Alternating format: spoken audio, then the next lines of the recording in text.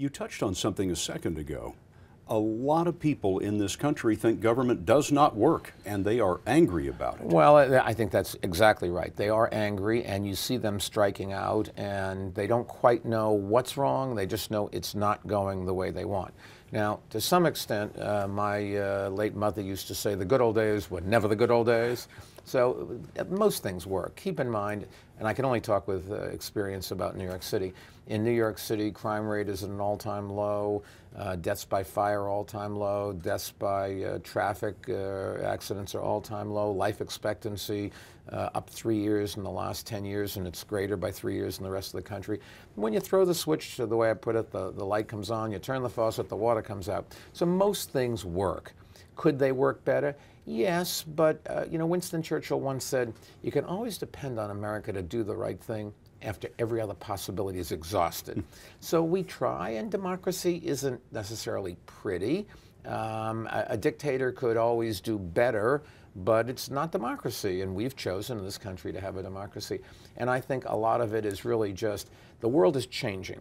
When we went from the agricultural society to the industrial society, it was a relatively easy transition.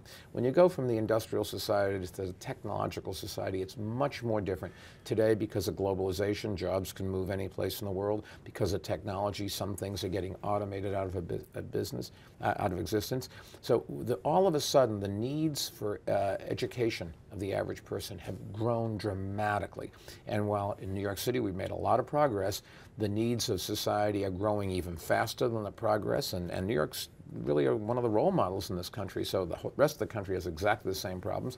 And overseas, all of a sudden, these schools overseas, whether it's the public schools, K through 12, or universities, are growing leaps and bounds. And so, for example, New York used to be in the top 10 in reading comprehension, math, and science. Today, we're lucky to be in the top 50.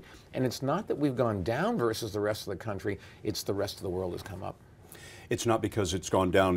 It's not because New York City has gone down, and the rest of the world. It's because the rest of the world has come up. Correct. I see. Okay. You know, all of a sudden, we have an immigration policy in this country. We educate the best and the brightest from around the world, and then don't let them stay here. So they go back to where they came from, or another country, a third country, and they create new industries there, and they help their schools get better, which means that the people that live there are going to be more competition for our people.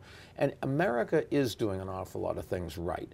I get annoyed when I listen to everybody complaining, and there's plenty of things that don't work. But you got to put things in perspective. For example, manufacturing is coming back here. It's not creating a lot of jobs, and it wouldn't ever at the beginning of a cycle. But there's a lot of reasons to believe that we can compete with China and the rest of the world.